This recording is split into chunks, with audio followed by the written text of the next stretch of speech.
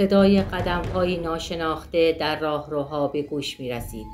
اشیا به طور ناگهانی حرکت می‌کردند و سایه سنگین موجودی نامرئی خواب را از چشمانشان ربوده بود.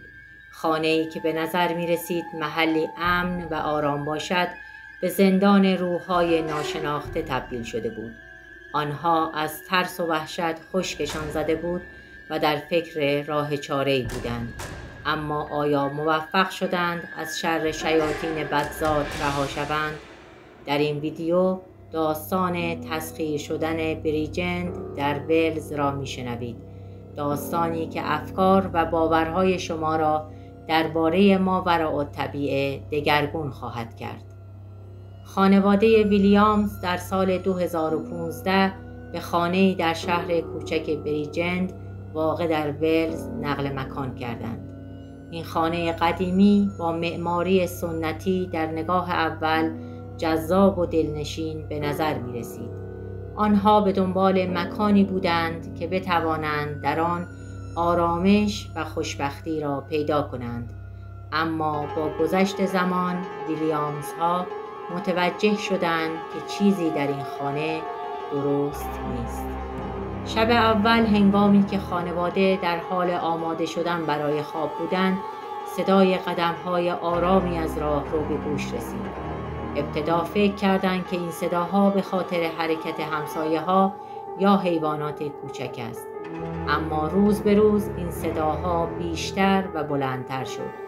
آنها به وضوح صدای حرکت اشیا و حتی صدای زمزمه‌هایی را می‌شنیدند که هیچ توضیح منطقی برایشان نداشت. لیندا مادر خانواده اولین کسی بود که متوجه تغییرات غیر طبیعی در خانه شد. او شبها بیدار می‌ماند و به صدای ناله‌ها و زمزمه‌ها گوش می‌داد. گاهی اوقات حس می‌کرد که کسی در اتاق او را نگاه می‌کند، حتی زمانی که هیچ کس دیگری در اتاق نبود. لیندا ابتدا این تجربه‌ها را با خود نگه داشت و فکر کرد که شاید دچار توهم شده باشد. اما وقتی که دختر کوچکشان سارا از صداهای عجیب و حرکات غیر طبیعی اشیا در اتاقش صحبت کرد، لیندا متوجه شد که واقعاً چیزی در خانهشان اشتباه است. یک شب هنگامی که بچه‌ها در اتاق خود خوابیده بودند، لیندا صدای ناله‌های خفیفی را شنید. وقتی به اتاق بچه‌ها رفت، با صحنه‌ای ترسناک روبرو شد. سارا در خواب دچار تشنج شده بود و در همان لحظه سایه‌ای تاریک در گوشه اتاق ناپدید شد. لیندا وحشت زده و نگران سارا را به بیمارستان برد و پزشکان نتوانستند هیچ توضیحی برای تشنج او پیدا کنند. از آن شب به بعد تجربه‌های ترسناک و غیر قابل توضیح در خانه بیشتر و بیشتر شد. جان، پدر خانواده، تصمیم گرفت که از یک محقق فعالیت‌های فراتبیعی کمک بگیرد. او با دکتر الیوت، یک محقق با تجربه در زمینه فعالیت‌های ماوراءالطبیعه، تماس گرفت. دکتر الیوت با تیم خود به خانه ویلیامز ها آمد و شروع به بررسی و تحقیقات کرد. محققان با استفاده از تجهیزات پیشرفته وارد خانه شدند و به سرعت متوجه حضور انرژی‌های منفی و غیر طبیعی در خانه شدند. آنها تصاویری از اشیا که به خودی خود حرکت می‌کردند و صداهایی که از هیچ می‌آمدند ضبط کردند. یکی از محققان اعلام کرد که این خانه ممکن است محل زندگی روح‌های ناآرامی باشد که به دلیل حوادث ناگواری در گذشته همچنان در اینجا حضور دارند. دکتر الیوت و تیمش در تحقیقات خود به گذشته این خانه قدیمی پرداختند.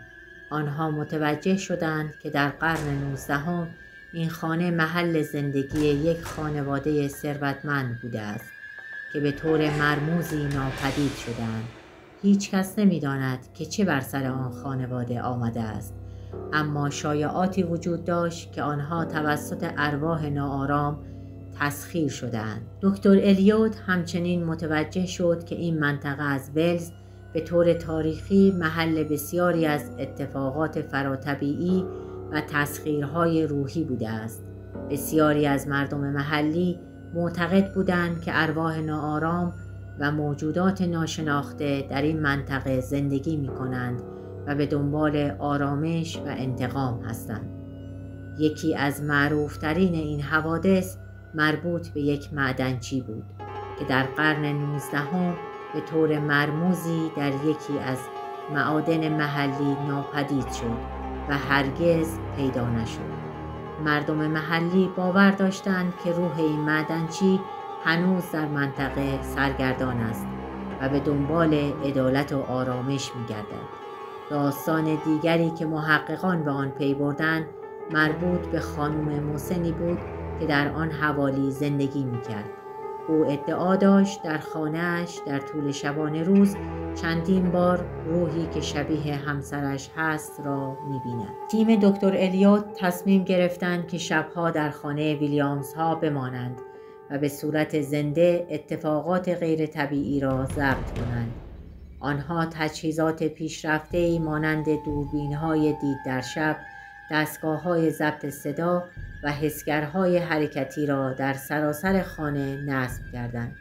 شب اول آنها صدای قدم‌های سنگین و ناله‌های عجیبی را ضبط کردند. همچنین تصاویری از اشیا که به خودی خود حرکت می‌کردند به دست آوردند. یکی از محققان تیم دکتر الیوت تجربه ترسناک و عجیب داشت. او در یکی از شب‌ها هنگامی که تنها در اتاق نشسته بود حس کرد که کسی پشت سرش ایستاده است.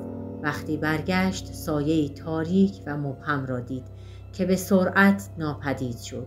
دکتر الیوت بعد از این تجربه به این نتیجه رسید که خانه ویلیامز ها به طور جدی تسخیر شده است. محققان که شرایط را این گونه دیدند تصمیم گرفتند که مراسمی برای پاکسازی خانه انجام دهند. آنها با استفاده از روش‌های سنتی و مدرن سعی کردند که ارواح ناآرام را از خانه بیرون کنند. اما هر بار که مراسمی برگزار می‌شد، فعالیت‌های فراتبیعی به طور موقت کاهش می‌یافت و سپس دوباره شدت می‌گرفت و حتی بیشتر می‌شد.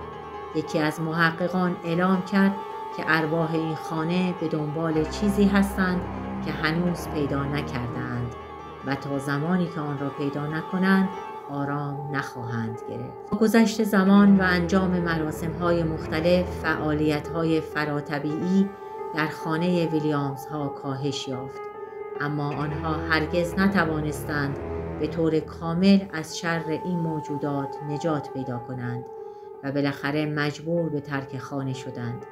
این داستان یکی از ترسناکترین و واقعی ترین تجربیات تسخیر شدن خانه ها توسط موجودات ناشناخته است.